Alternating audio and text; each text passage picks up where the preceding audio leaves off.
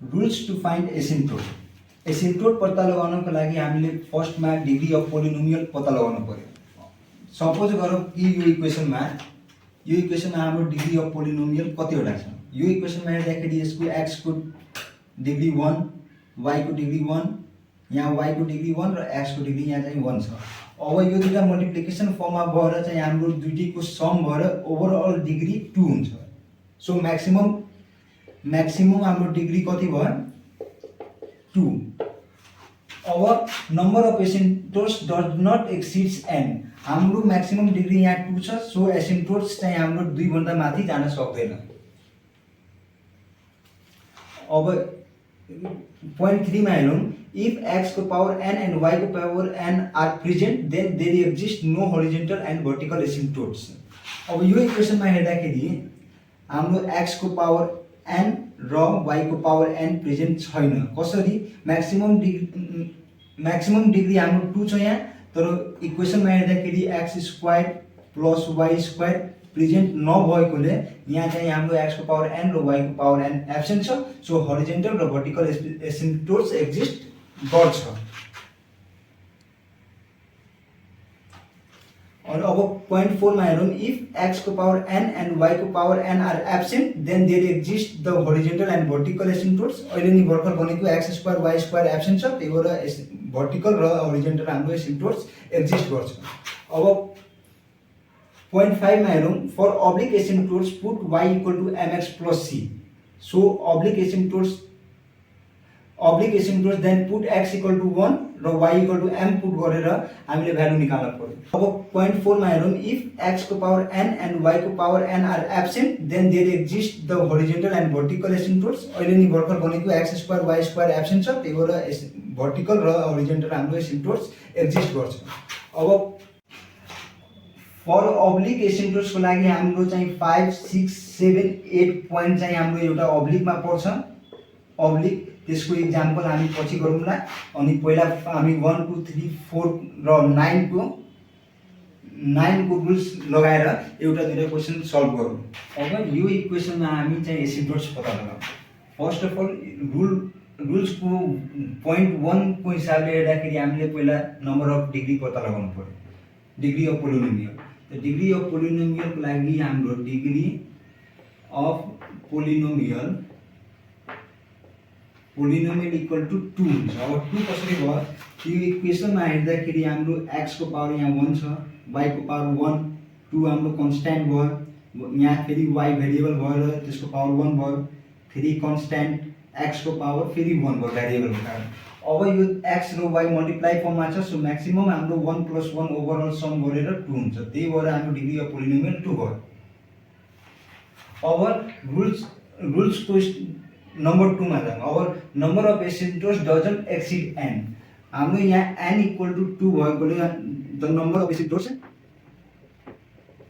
Does not acid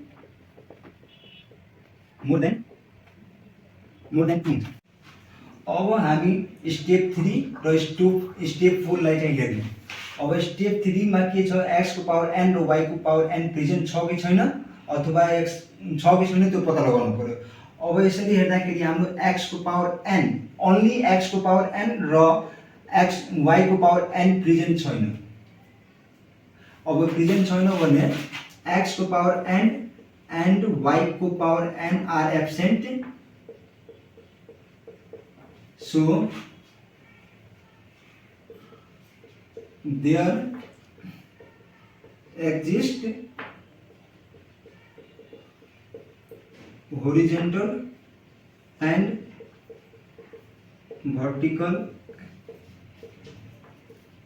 asymptotes। अब for horizontal and vertical asymptotes को लागि पत्ता लगाउने। For horizontal asymptotes. अब होरिजेन्टल एसिम्प्टोट्स कसरी पत्ता लगाउने त्यसको लागि हामी रुल्स को point नम्बर 9 मा हेरौँ। To find the horizontal asymptotes put the sum of coefficient of highest power of x = 0। मतलब x को हाईएस्ट पावर को कोएफिसिएन्ट छ त्यसलाई सम गरेर इक्वेट 0 सँग गर्ने। अब यो इक्वेसनमा हेर्दाखेरि हाम्रो इक्वेसन यहाँ म फेरि लेख्दिन्छु। xy minus 2y minus 3x equal to 0। अब यसमा हेर्दाखेरि म्याक्सिमम पावर x को यहाँ 1 छ, यहाँ 1 छ। सो दुईटा इक्वेसन दुईटा छ हाम्रो x को पावर म्याक्सिमममा। अब त्यसको चाहिँ कोएफिसिएन्ट लिनु पर्यो। x को कोएफिसिएन्ट यहाँ y छ अनि यहाँ x को कोएफिसिएन्ट 3 छ। सो y minus 3 प्लस अनि यहाँ चाहिँ -3 equal to 0। So y minus 3 equal to 0, therefore y equal to हाम्रो एउटा 3 आयो। अब फर vertical asymptotes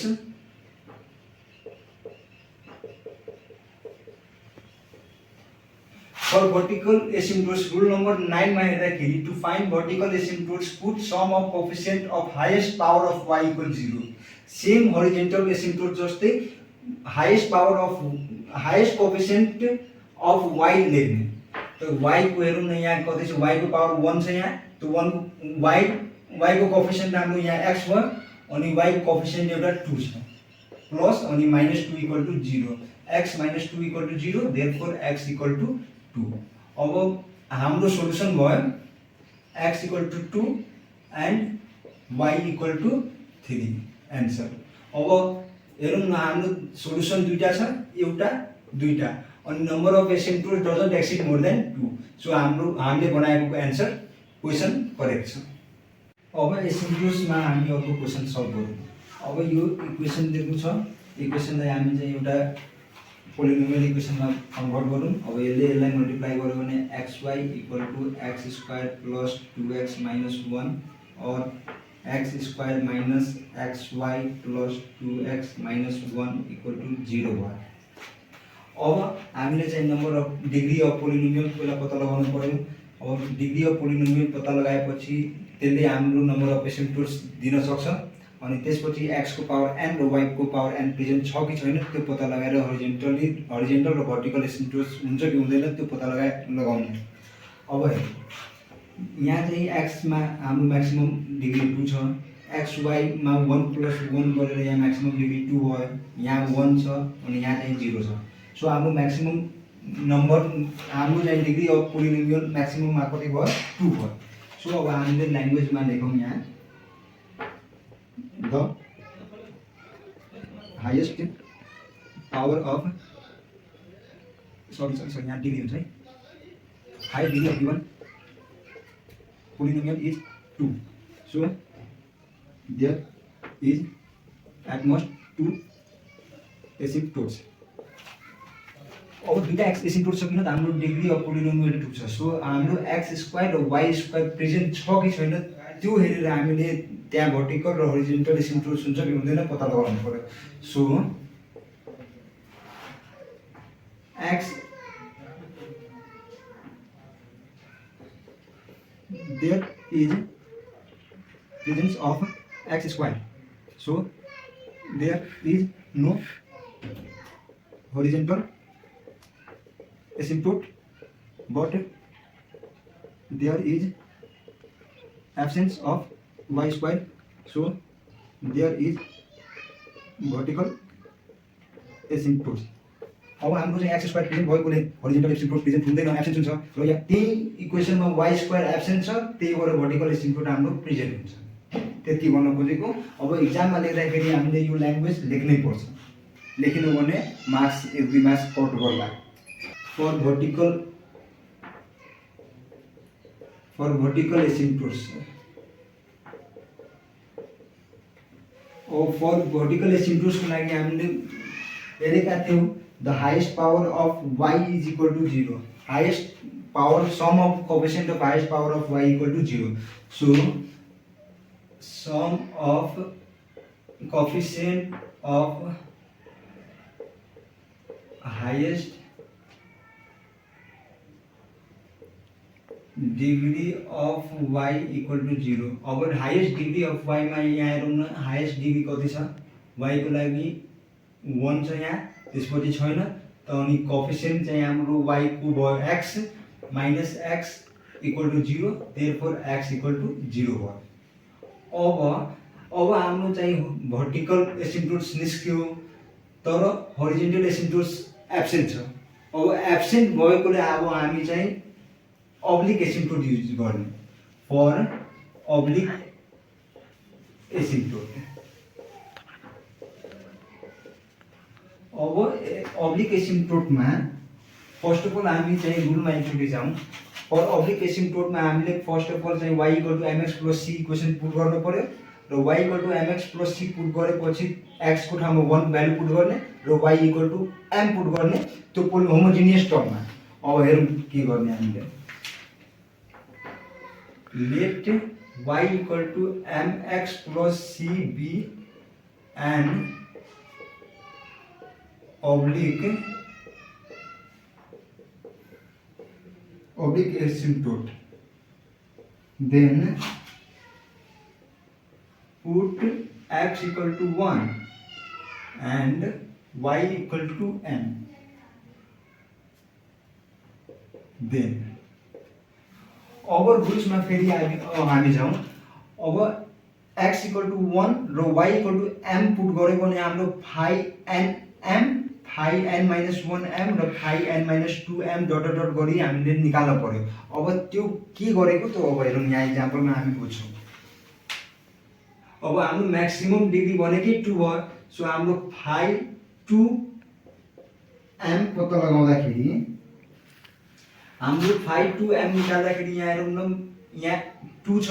सो हामीले इक्वेसनमा म्याक्सिमम पावर जतिवटा छ नि त्यो सबै टिपेर यहाँ एउटा इक्वेसन बनाउनु पर्यो। अब हेरौँ यहाँ इक्वेसनमा x² छ, त्यसको म्याक्सिमम डिग्री नै 2 छ। त्यो सो हामीले x² लेख्ने। यहाँ xy मा हाम्रो म्याक्सिमम डिग्री 2 छ, सो माइनस xy लेख्ने। त्यसपछि यहाँ हेरौँ 2x म्याक्सिमम डिग्री भनेको 1 र यहाँ 0 छ, त्यही भएर अरू के नलेख्ने। अब x को ठाउँमा हामीले कति पुट गर्ने 1 को स्क्वायर माइनस 1 * m, सो हाम्रो भयो 1 - m। अब यसलाई phi 2m लेख्छौँ। अब त्यसपछि रुल्समा हाम्रो छ phi n - 1। phi n - 1 भयो भने मतलब phi 2 - 1 1 अनि m। अब यहाँ 1 छ, सो हाम्रो डिग्री 1 भएको इक्वेसन मात्र टिप्ने त्यहाँबाट। अब यहाँ चाहिँ हाम्रो 2x मात्र छ, सो 2x = 2 मात्र भयो हाम्रो यहाँ। अनि त्यसपछि अब हाम्रो phi 1 सम्म गयो। त्यसपछि अब केही हुँदैन, किन त अब हाम्रो phi 0 मा चाहिँ यहाँ डिग्री नै छैन, सो हाम्रो phi 0 0 नै हुन्छ। त्यही भएर 1 सम्म मात्र लेख्दा केही फरक पर्दैन। हामीले चाहिँ phi 2m भनेकै phi nm छ, मतलब कि म्याक्सिमम डिग्री 2 भएकोले हामीले phi n सम्म कम्पेयर गर्न मिल्छ। सो अब हामीले चाहिँ रुल 6 मा गयो भने phi nm लाई 0 सँग इक्वेट गर्नु पर्यो। सो मतलब त्यस भयो कि phi 2m लाई हामीले 0 सँग इक्वेट गर्नु पर्यो र phi 2m को भ्यालु चाहिँ हाम्रो कति छ 1 - m = 0, देयरफोर m = 1 आयो। अब हाम्रो m = 1 आयो, त्यसको मतलब m को भ्यालु डिस्टिन्ट छ, दैट इज m को भ्यालु चाहिँ डिस्टिन्ट छ, डिस्टिन्ट। सो अब चाहिँ डिस्टिन्ट छ भने अब के फर्मुला युज गर्ने त्योमा। अब हाम्रो डिस्टिन्ट छ भने यहाँ हेर्नु न m is distinct then c = -phi n - 1m र phi dash n m। phi dash भन्नाले डेरिभेटिभ अफ phi n गर्नु पर्यो, डेरिभेटिभ गर्नु पर्यो। सो अब c = -phi n - 1m divided by phi dash n m गर्नु पर्यो। सो अब भ्यालु पुट गरौँ न हामीले -phi 2 - 1m divided by phi dash n। त phi dash n मा हाम्रो कति हुन्छ -1 हुन्छ, किन त 1 - m छ भने 1 को डेरिभेटिभ 0 अनि -m को डेरिभेटिभ -1, त्यही भएर हामीले यहाँ -1 लेखेको। अनि phi phi 2 मा छ, त्यही भएर यसको डेरिभेटिभ चाहिँ हामीले गर्दाखेरि phi 2 dash m गर्दाखेरि -1 आयो, त्यही भएर यहाँ -1 लेखेको हामीले। अब -phi 1 m डिवाइडेड बाई -1 लेखौँ अनि फाइभ वान एमको भ्यालु हाम्रो अघि कति आएको थियो, फाइभ वान एमको भ्यालु हाम्रो 2 आएको थियो, त्यही भएर -2 डिभाइडेड बाई -1 इक्वल टु कति भयो 2।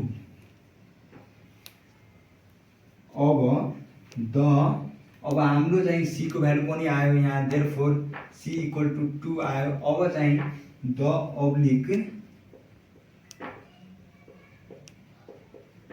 Asymptote is y equal to mx plus c।